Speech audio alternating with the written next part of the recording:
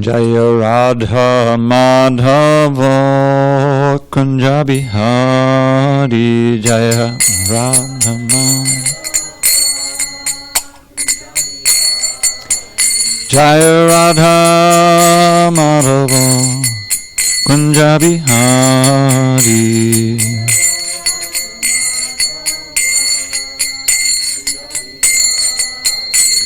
Gopijana Vallabha Girivardhari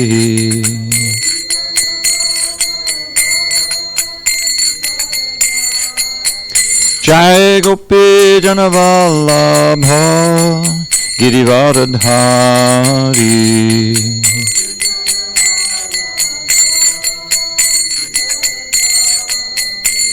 Yashodanandana Brajajana Ranjana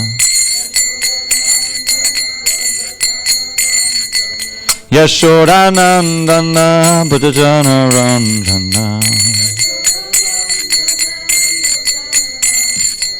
Yamuna Tira Vanachari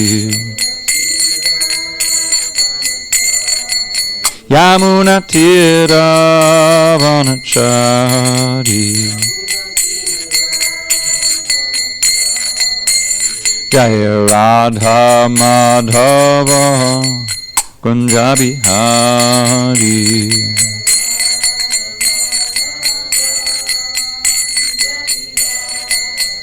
Jaya Radha Madhava Kunja Bihari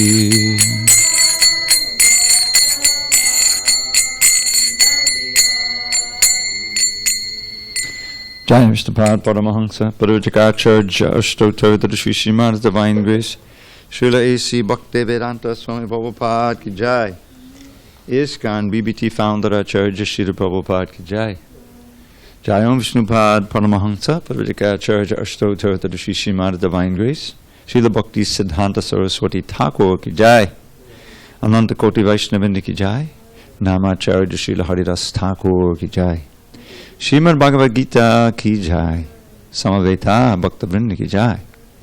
All glories to the assembled devotees. All glories to the assembled devotees. All glories to the assembled devotees. All glory to Shri Guru and Gauranga. Dharaj, welcome. Boy, we have a full house tonight. Om Namo Bhagavate Vasudevaya. Om Namo Bhagavate Vasudevaya. Om Namo Bhagavate Vasudevaya.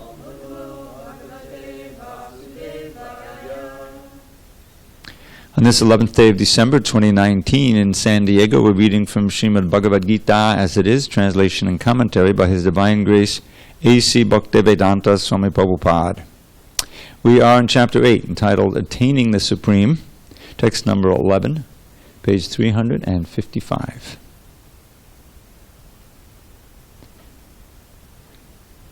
Yadaksharam Veda Vido Vadanti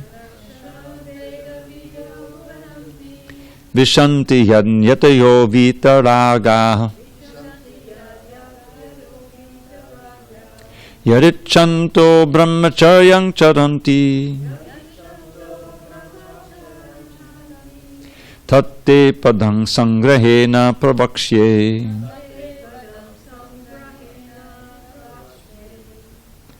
Yadaksharam Veda Vido Vadanti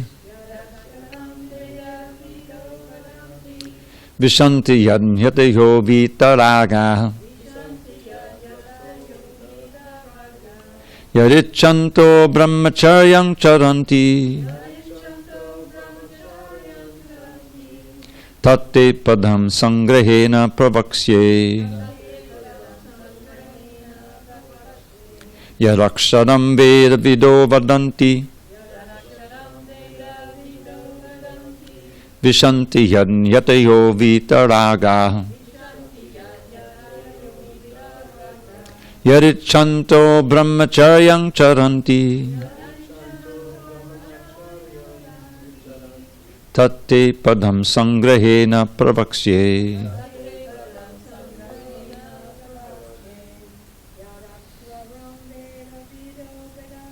Yadaksharam veda vido vadanti vishanti yadnyatayo vitaraga.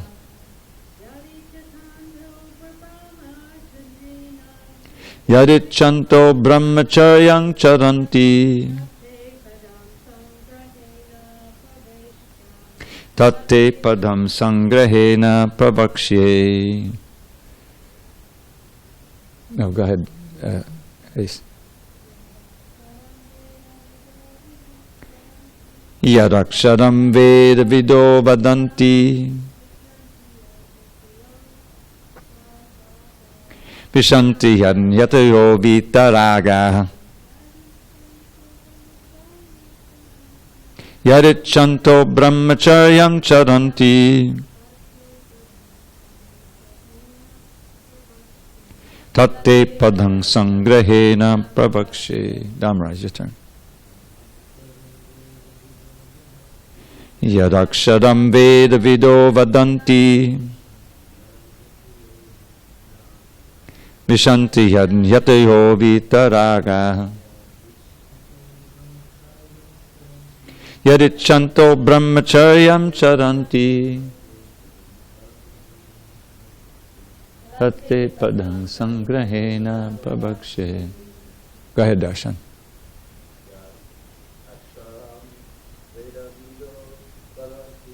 Yadaksharam veda vido vadanti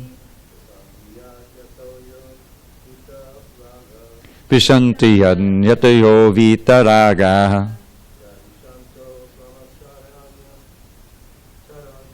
Yadichanto brahmacharyang charanti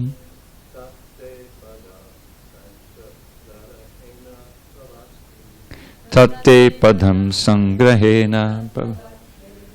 You can do it. I saw you. Yadaksharam veda vido vadanti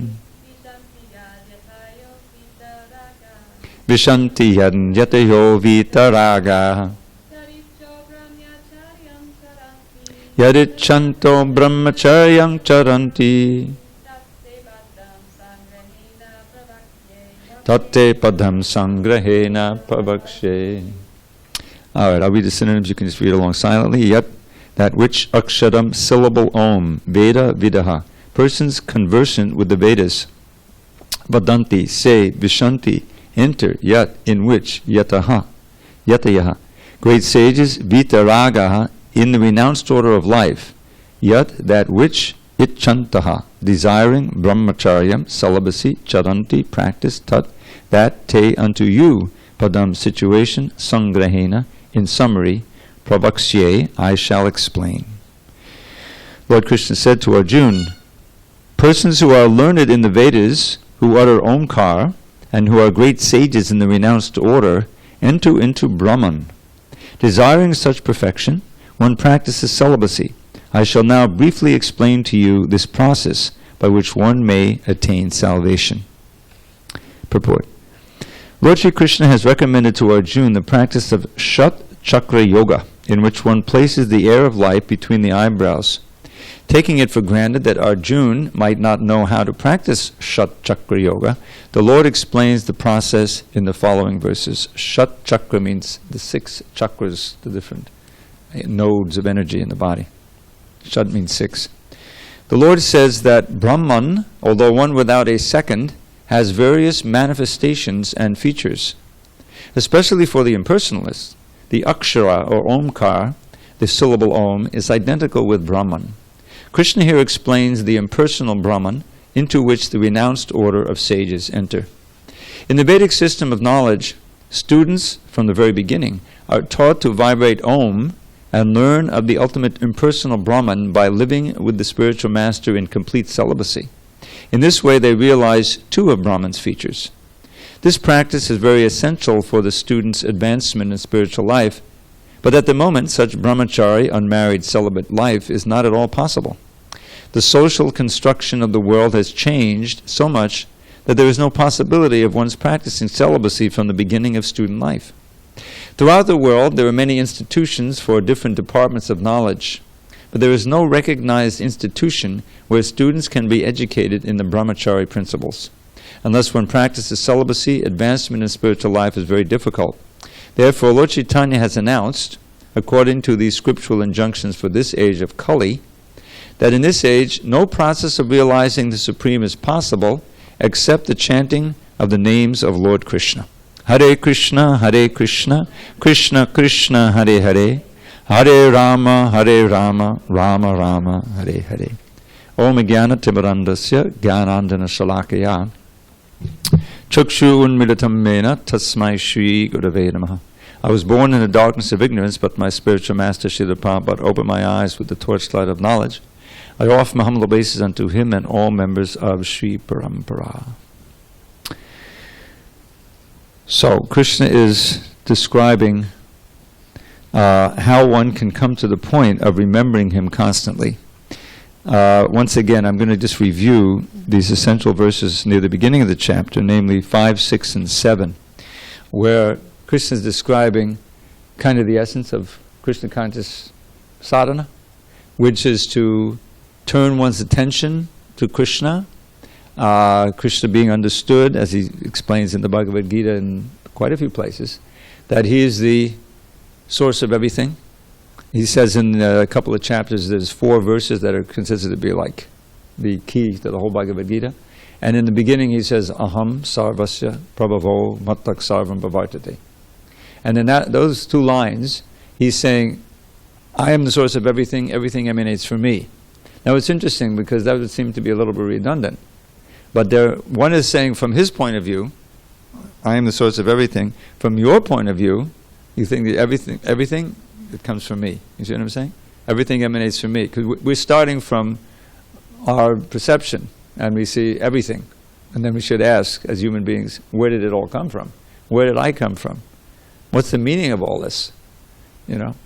Who am I? These essential questions. If we don't come to that point in human form of life, then we've kind of missed the boat. We've wasted it.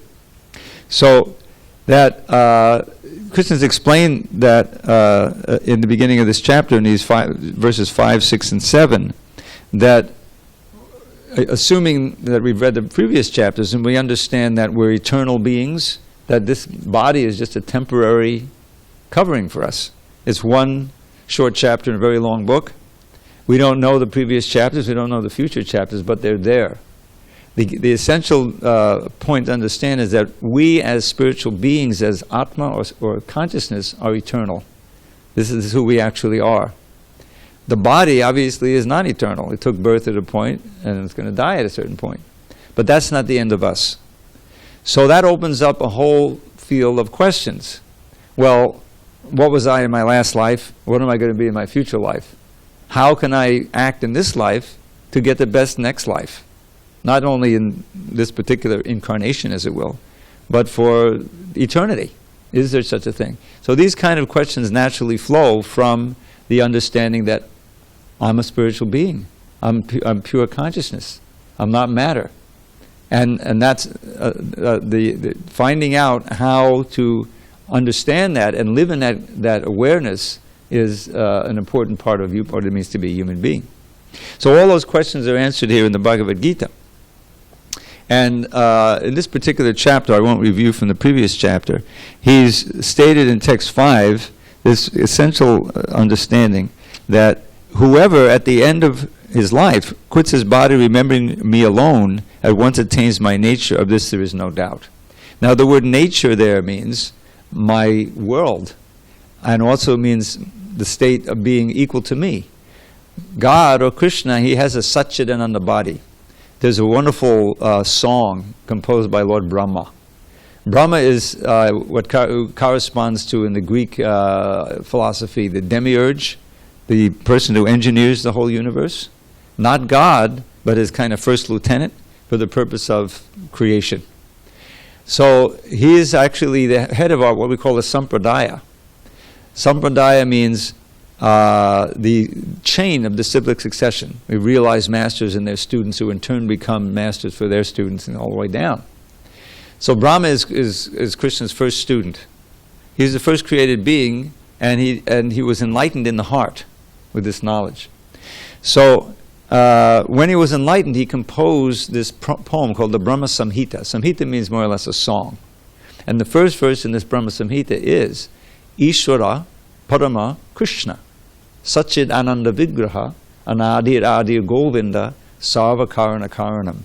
And this one verse contains some very essential information for us, which is confirmed in the Bhagavad Gita.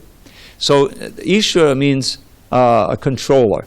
Now we're also Ishwaras. We have our little realm, our little apartment, and a job, maybe a family, where we're controlling to some degree. Parents will tell you they're not complete control of the kids gradually, and we've also grown up, and But we have a realm of where we can control. But we're not Parameshwara. Parameshwara is the supreme controller, the controller beyond all controllers. So he says Ishvara Parama is Krishna. And then this very important line, Satchit Ananda Vigraha. Vigraha means form. We have a form, obviously. Every living being has some kind of form. So God also has his form. But it's not a form like ours. It's composed of Satchit Ananda, means eternal, full of knowledge, and full of bliss. Unlimited knowledge, unlimited bliss. So we, being part and parcel of God, of Krishna, we have a body like that. But it's covered now. I mean, we're very minute. So that spiritual body is now hidden from us. And we have the desire, even if we may not articulate it, to be eternal. Any living being, even an ant or a bird or an animal, doesn't want to die, right? They're like a little ant, if you just disturb it, oh, it's an emergency, right? And it'll go up, try to...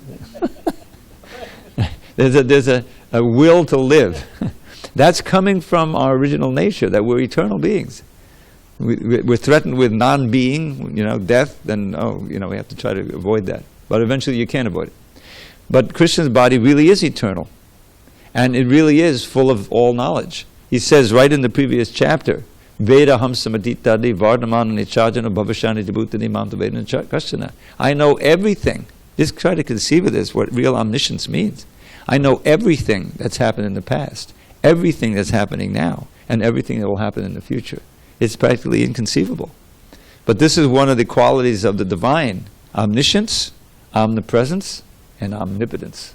All of the powers, you see. So that full knowledge, that's Satchit Ananda. Now we can never reach to that stage, but we can be much fuller in knowledge.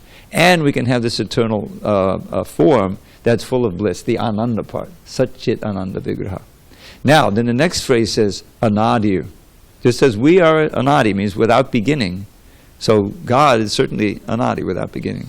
He is the beginning of all. He's the creator of all. Anadi Govinda. Now the name Govinda, there's different kinds of names of God. He has unlimited names according to his different qualities and activities. So one of his names is, for instance, Jagannath. We've all heard the name Jagannath. It means Jagannath. It means Lord of the universe. Certainly, he's that, right? Parameshwara is another name. It means, as I mentioned, the supreme controller. But none of those kinds of names give us a hint about Krishna's all-attractive quality. But Govinda does. Govinda literally means he who pleases the cows and the senses. Now, as soon as you say cows, that calls to mind Krishna's original playground, right? His original home, Goloka Vrindavan. Goloka means the planet of the cows. So the idea is that particular name, Brahma is meditating on Krishna's Leela, his pastimes, all attractive pastimes, not just kind of the power pastimes of control and creation and destruction, which is also coming from him. So that's Anadinat Govinda, and then Sarva Karana Karanam. Karana means cause. So when you think about this world philosophically, you realize it's a chain of cause and effect, where we ourselves are the effect of a lot of previous causes. All of our family tree, right? Way back when, I remember my mother pulled out these old black and white pictures of my great-great-grandfather back in the old country, Poland, in Russia. Big long beards, looking very official for the camera. You know those old cameras where they used to create a big smoke after. So I said, oh, that's who I really am. You know, I come from back there. That's what people want to know. This is who I am. But that's not really who we are. That's just our.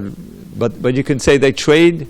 You know, you can trace back to what you consider to be a cause, and then they had their children, and they became parents, and like on all the way down. So the original father, the original creator of the cause of all causes, is Krishna. So those concepts are key to understanding who Krishna really is. So he's saying here in text 5, whoever at the end of his life quits his body remembering me alone at once attains my nature. Of this there is no doubt. So this is really kind of the goal. It's the final exam in life. We're trying to go back to Godhead. Probably give us that phrase. I think Bhaktisiddhanta used it, which implies we were there one time. You know, and we've forgotten, but this is our original home. And once going, Krishna assures us you'll never come back again, because it's like this once burned, twice shy, idea. Yeah, I remember all those births. No more, thank you.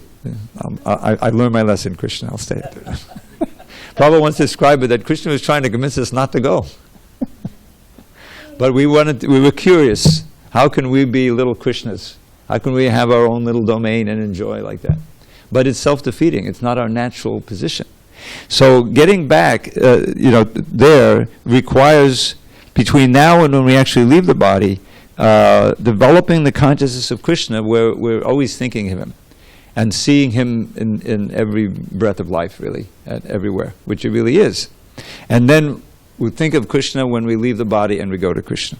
And then he gives the whole general principle in text 6, whatever state of being one remembers when one quits his body, O son of Kunti, that state one will attain without fail. So that's the general principle. Now you can just think, nobody, who's really practicing this kind of yoga where you're trying to direct your thoughts to the divine all the time, a minuscule number of people. So what kind of thoughts are filling the mind? All kinds of things, Things that probably you don't want to remember at that critical time, but you don't know when you're actually going to leave the body. And as the consciousness you cultivate during your life is going to determine that final thought. That, what's most important to you? What do you love the most? What are your greatest aspirations? And so that's, we're not in control of that. When that, the end is coming, it's too late by then. The mind is very powerful, and it's full of those. It's going to take over. And that and our karma will determine our next life. So Krishna consciousness, the first thing is when you start chanting Hare Krishna, as Prabhupada explained, he does throughout the whole book and this chapter especially, the most efficacious way of becoming Krishna conscious is to systematically chant this Hare Krishna mantra, this Maha Mantra. This is Krishna's teaching for this age. Krishna came in this age. This incarnation now that he's speaking to Arjuna is 5,000 years ago. But he's come much more recently as Sri Krishna Chaitanya Mahaprabhu. Why did he come again? Because he saw that these Kali Yugites, they're not going to do what I said in the Bhagavad Gita so easily. Surrender. And then, come to me. He says, no way. I'm not going to surrender. But if I can package it in a very, very nice package, very attractive, then maybe they'll take it up. And that's what this Krishna consciousness is. The dancing and the chanting and the feasting. This is actually the essence of Krishna consciousness. That's the essential practice. And then you learn the philosophy behind it and how to refine the practice and perfect it. But the chanting and the dancing is anyone can do it. There's no prerequisite. Lord Chaitanya says in his Shikshastika, there's 8 verses of essential instruction that he's given, all centered on the holy name. So he says, Nam Akadi Bahudani Jasarva Shaktis, Tatrapita Niyamitak Smarane Nakala, Etadrishi Tava Kripa Bhagavan Mamapi, Durdaivam Idrisha Mehajani Nanuraga. My dear Lord, you have many, many different names. Nam means plural. And in his translation, probably gives some examples. Krishna, Govinda, Keshava, unlimited names. and you've invested those names with your energies. In other words, Krishna has empowered those names as he can, because he's omnipotent, right? So that we can contact him through that name. Any name, you know. And especially this combination of names, which is called the Maha Mantra. It's especially potent. Lord Chaitanya chanted that, and many other names. And there's no hard and fast rules for chanting it. Where those of us who don't know much about the Vedic culture, which includes me, certainly wasn't raised in that. There's a whole culture, especially you go to South India, of precise chanting of mantras. We struggle to chant these simple verses from the Bhagavad Gita. But these Brahmins, they're raised from birth, you know, in systematic chanting with precise pronunciation and everything. And they can chant in a group, so that they all chant in complete unison. So, traditionally, we wouldn't even be allowed to chant the Vedas. You know? In other words, we're ineligible. We're not born in a Brahmin family, we're not trained from birth, you know.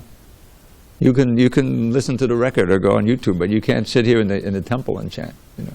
This is what it would be. So therefore, Lord Jesus said, but not so for the Hare Krishna mantra.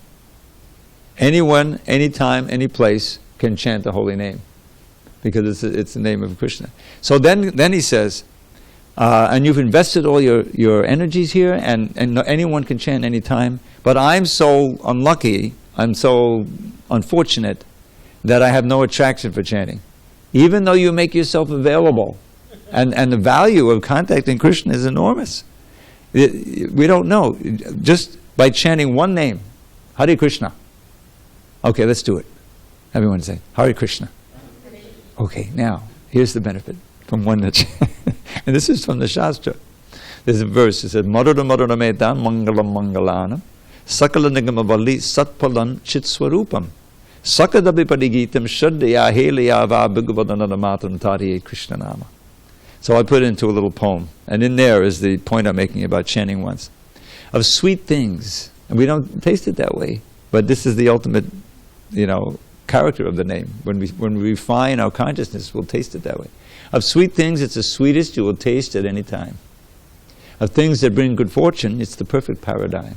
Of all the Vedic writings, it's the transcendental fruit, the very form of spirit, unalloyed and absolute.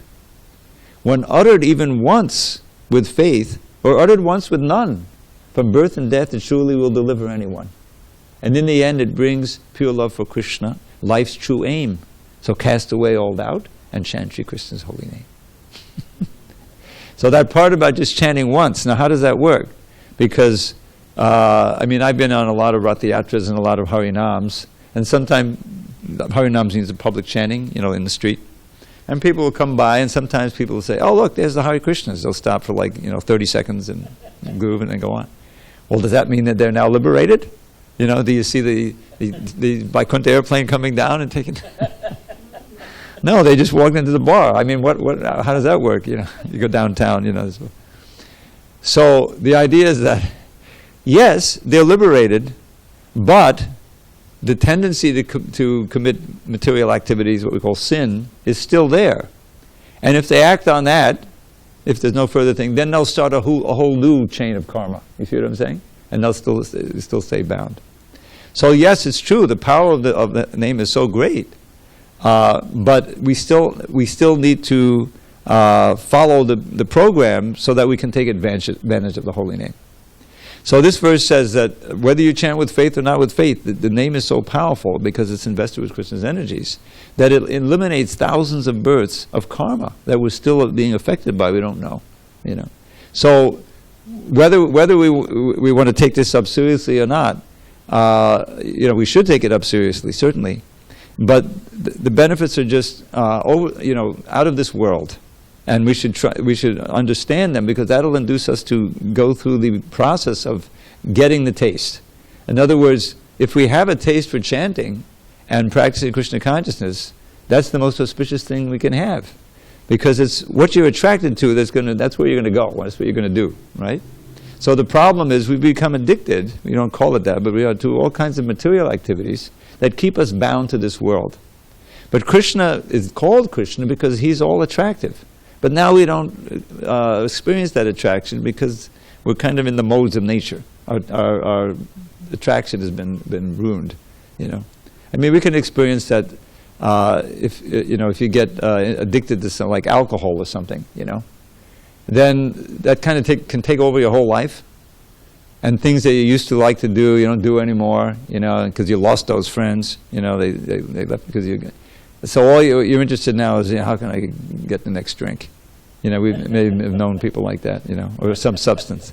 So it's the same. You're the same soul, but your body and mind has changed because of your association, and now that's become your whole obsession. So that's material life in a nutshell.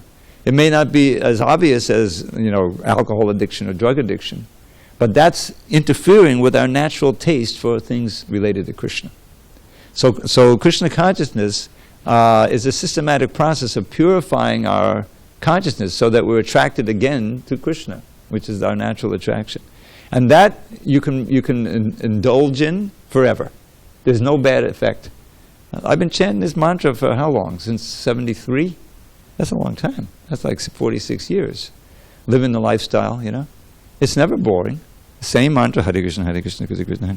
Someone will walk in and, you know, say, "What are you guys doing?" You know, that same song. And we were out on Harinam. We used to go every Friday night. I've been this for like 20 years. We go 25 years every Friday night. Then we kind of once a month now. But we go down to the gas lamp, you know. So we had this sign. It was carefully made by Yamuna Pratipa, but we still have it. It's kind of heavy. We don't take it out so much. So we're chanting down there in the corner. You know, all kinds of people come by. You know, this one fella, you know, he's a homeless guy. You know, he couldn't take it anymore, and he punched the sign, and he made a hole in it, and then he ran off. And this was his reaction. He just couldn't take it. You know, it was like. Whereas other people say, you know, they stop and say, "Whoa, that sounds pretty good," you know, and they'll start dancing. And some people who know, they'll stop and they'll actually chant with us. So, and you know, any devotees who happen to be visiting, yeah, I want to go out on Harinam. You know, they like to chant. So we should remember that and we know that in our lifetime. Just think, as you grow up, your tastes change. As you grow up, you know, you get to be 7. I mean, I remember when I was 7 and 8, and the most important thing in my life was getting a bicycle, right? I mean, so I can get mobile like my friends. I finally got the bicycle, you know, and I was off and running, you know, I got on my feet for several years. And then I got to be, you know, 12, 13, and that became a little less, and then went down into the basement and kind of gathered dust for a while, you know. I was into other things. So you can see how your consciousness evolves, the things you're into evolve, your tastes evolve. So this is the highest evolution of consciousness, where you're so attracted to Krishna and Krishna's pastimes, his Leela, and serving him and thinking about him and being with devotees. The glorification, it's like an actual addictive substance, you know. But there's no bad effect. There's no bad side effects. It's all good. It's all completely wholesome, you know. I like to point out, you know, because I've been doing this so long, so many. You know, each life has a trajectory. You can kind of see it, you know, with this. So my life was trajectory was not very wholesome, you know, before I began practicing yoga, and then eventually I got into Krishna consciousness. But, you know, being in Krishna consciousness and staying in Krishna consciousness, you can see with so many things you were saved from, that you know, Prabhupada saved us and Krishna saved us. Like during the 80s, there developed, this is before some of your time, the crack epidemic, the AIDS epidemic, all kinds of stuff like that. You know, meth, and all these things. Well, I was moving in circles that would have taken me in that direction, and I would have been dead or in jail or something like that. You know, and instead I was sitting in Miami, you know, in a hotel. The devotees had a hotel for a while. It was a temple, but it was right on the beach. I was looking out at the ocean. And I was working on the 10th canon of Srimad Bhagavatam. I was absorbed in Krishna's pastimes every day. And I said, "Oh, thank you, Krishna, thank you, Srila Prabhupada," you know. It's actually a shelter, because it's completely wholesome. You know, regulated lifestyle. Now here, I should bring up, well, let me finish this little lesson here. So whatever you remember at the time of death, that'll determine your future. And 7th is therefore, at all times, think of me and Krishna and fight. Now fight means that's Arjuna's duty. We can plug in our own life there, whatever it is. We need to integrate Krishna into it, and so that the remembrance is deeper and deeper and longer. And then he says, here's the result. With your mind and intelligence dedicated to me, you will come to me without a doubt. So this is really what Krishna Consciousness is all about. It's not so easy, because in this world there's so many distractions and we have so many bad habits. And therefore, it requires a discipline. And that's why the next verse says, Abhyasa yoga yuktena. By the practice of yoga, by the practice of, in this case, bhakti yoga, you come to the point where your consciousness doesn't deviate from me. And then he's describing who that Supreme Person is, his name himself. And in the present verse now he talks about chanting Om, and he talks about, what does he say? Those who they utter Omkar, and great sages in the renounced order enter into Brahman. Now we don't want to merge with Krishna. Krishna is also known as the Supreme Brahman, the supreme source of everything. But we want to enter into Krishna's association eternally. Now, desiring such perfection, one practices celibacy. Now, this is kind of a scary topic, and it's kind of explained nicely at the end of the 3rd chapter of this Bhagavad Gita. That originally we're all Krishna conscious living beings, and we're living with Krishna, and we have our own relationship with God, which is called a rasa. A rasa means, just like we've experienced in this world, we have friends, we have lovers, parents have children and parents. There's a relationship there, and that relationship is the source of pleasure. So that's what we're looking for, but it's all been redirected now to this world. We try to enjoy those rasas in this world, but it doesn't work, because it's all temporary. Because the bodies are temporary, right? It's always changing. It's tragically, everyone can relate to this. A child is born, he's growing up, and somehow gets some disease, and he leaves, and the parents are devastated. Because it's a natural object of love and care. And so that's why this world is something, it's a veil of tears. Krishna calls it dukkhalayam ashashvatam. This is a place in this chapter, in a few verses. It says, one who comes to me no longer has to come to this world, which is a world full of all kinds of miseries and temporary situations. Dukkhalayam ashashvatam. Napdavanti. You'll never come back here. So the original prema that we have, we should always remember that the goal of this process, looks like it's the goal in any part of you're a yoga teacher, she's a yoga teacher, and right, hatha yoga, and people come. I came first day to the yoga ashram, the hatha yoga, and I wanted to improve my health. And then people come in all kinds of states, and you can hardly bend over, what to speak of touch your feet. Everyone's very stiff. So at a certain point, if you practice, you do it regularly, gradually loosen up, and you feel much healthier. I know I did. It works. The process works. So that's the goal. That's called prayojana. There's a sadhana, a practice, and there's a sadhya, which is the goal of the practice. So the sadhya for bhakti yoga is prema, love for God, love for Krishna. Then whether we're here or there, we'll be in bliss, and that prema will actually take us back to Krishna's abode. Now, we were all there. We couldn't go back home, back to Godhead. So how do we lose it? We let the prema turn into kama. This is a key understanding. The prema is this blissful feeling, a loving exchange with Krishna, you see.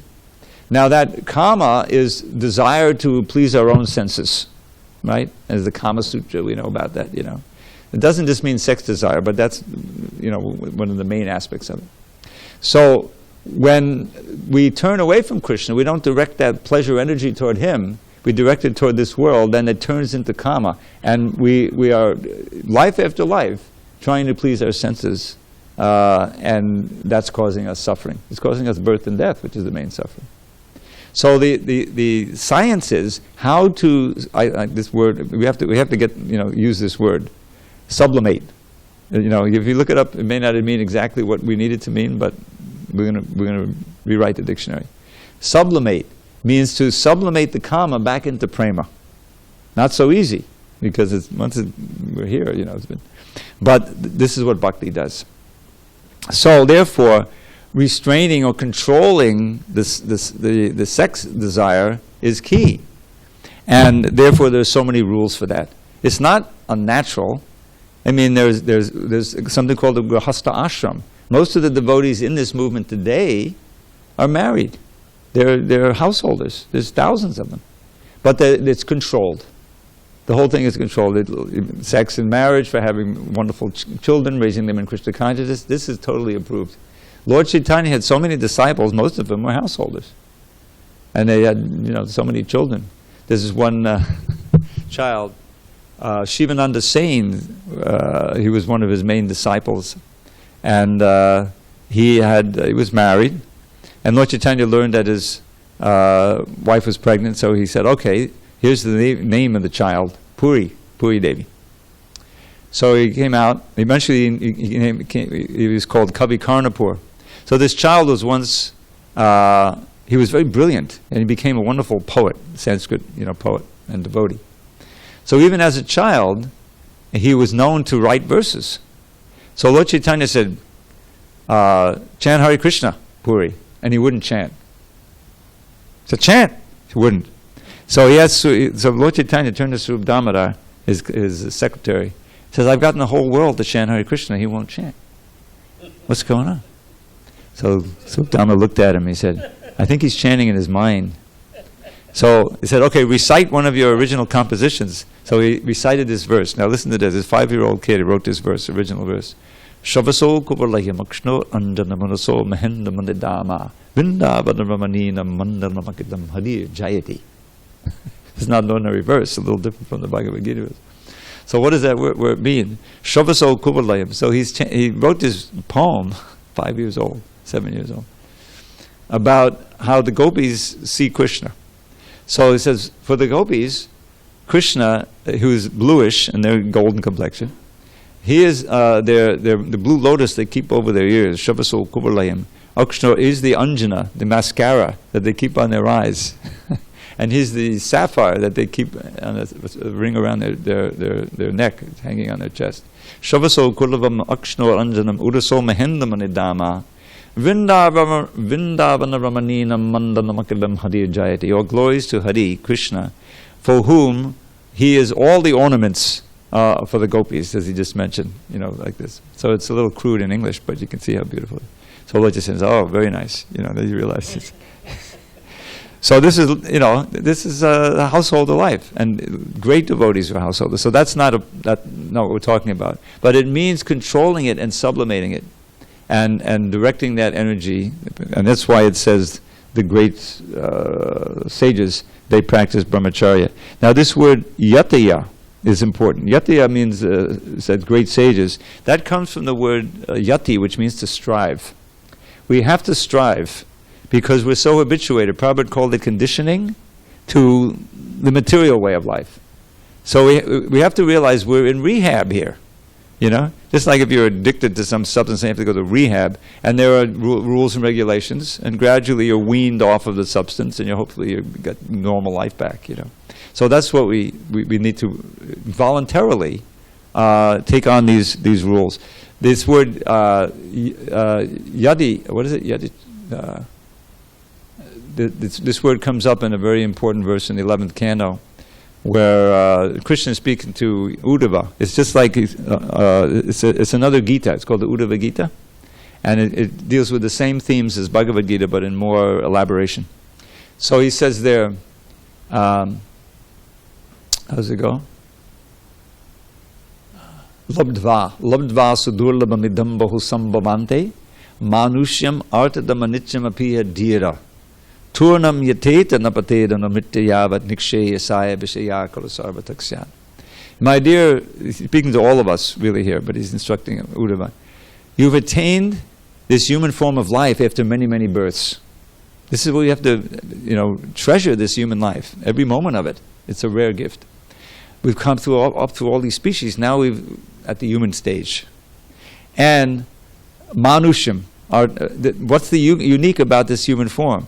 Because like all forms, we take birth, we eventually die. But manusham artadam, this human form, in the human form alone, we can attain the real goal of life. Artha means something of value, the greatest value. But like all forms, it's temporary. Yet artadam anityam, that means it's not eternal. Certainly this body is not eternal. So one has to be dhira. Dhira means thoughtful. And then what's the conclusion then? Dhira turnam yateta. Without wasting time, one has to strive. Yateta, as long as you're still alive, anumityaya, nikshayasaya, for the ultimate good. This is a key thing. How to separate all of the seemingly good, temporary good things from the ultimate good. We have to learn what that is. And as Prabhupada said, going back to guide getting liberation from birth and death, and returning to our original state in the spiritual world, Satchidananda. That's the Shreya. We don't know what it is. We need to learn.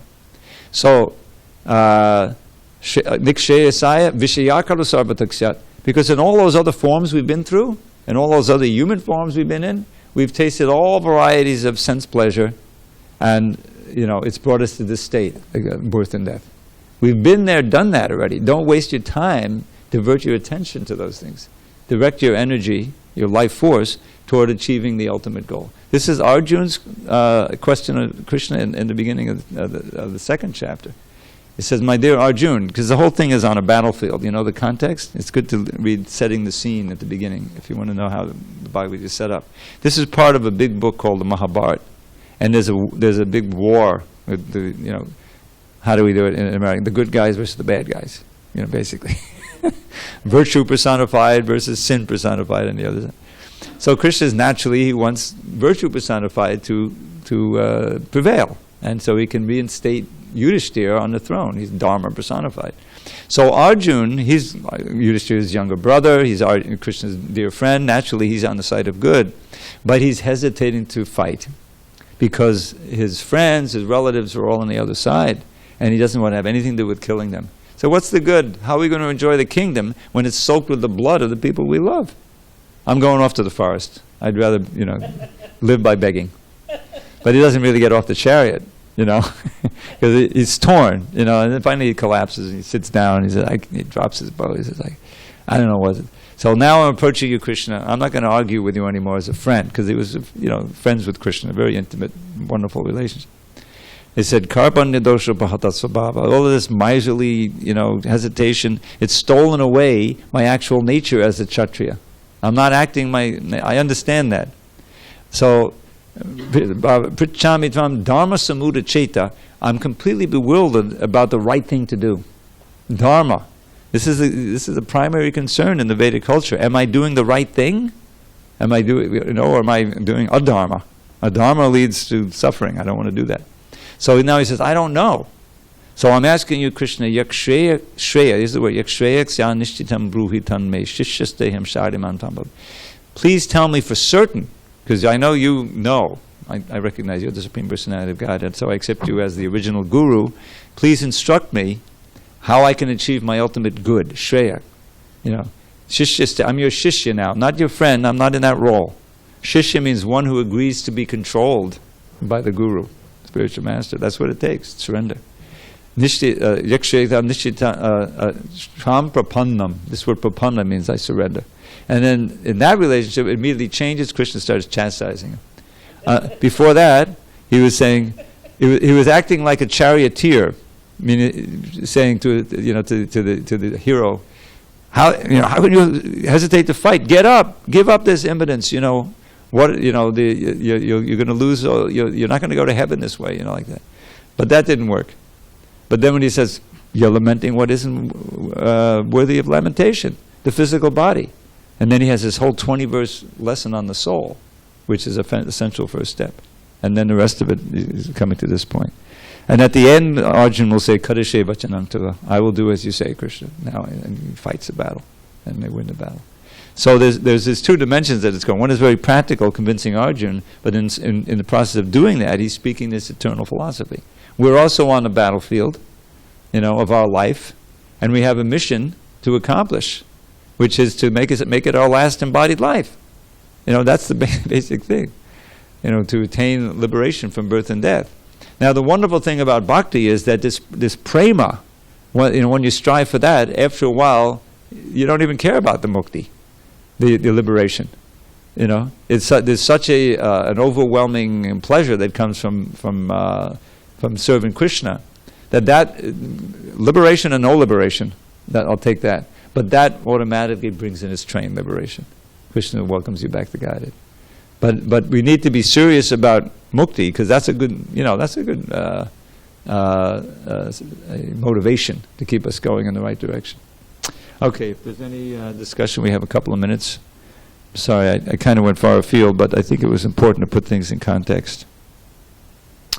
And on Monday we'll continue with this. There's some very important verses coming, especially 14 and 15. Yes, Darshan. Yeah, I found that starting out, first chanting, I was noticing I had a lot of distractions in my mind while I was chanting, all these ridiculous thoughts were coming in my mind. Yeah. The more I chant, like, it just gets so beautiful. It's like cleaning a room. You haven't cleaned for a long time. There's a lot of dirt. When you first start cleaning, a lot of dirt comes up. It's dirtier than it was before. But then if you keep cleaning, it's like that. You're a natural. You're a natural. All right, we have time for one little poem about chanting, about the holy name of Krishna. How the great acharyas, experience the holy name. So this is both a glorification and a prayer. I'll skip the Sanskrit since we're running out of time. Raghunath Das Goswami says, because the Hare Krishna mantra is actually the name of Radha and Krishna, and if you know, the Hare is Hara in the vocative form. Hara means the goddess of fortune. Krishna is, of course, Krishna, and Rama is also Krishna, the supreme reservoir of spiritual pleasure. So he says, an excellent fresh nectar drink with endless subtle tastes. Such is the name of Radha, by whom all three worlds are graced. Condensed milk that is wonderfully delicious, thick and sweet. Such is the name of Krishna, in whom all attractions meet. Now mix these drinks, O thirsty tongue, and add the cooling spice of love. A prize the wise will try to buy at any price. And then at every moment drink this beverage most fine, and make my heart supremely blissful, peaceful, and divine. Gaur Premanandi, Hari Hari Bol. So let's chant Hare Krishna. We got 5 minutes.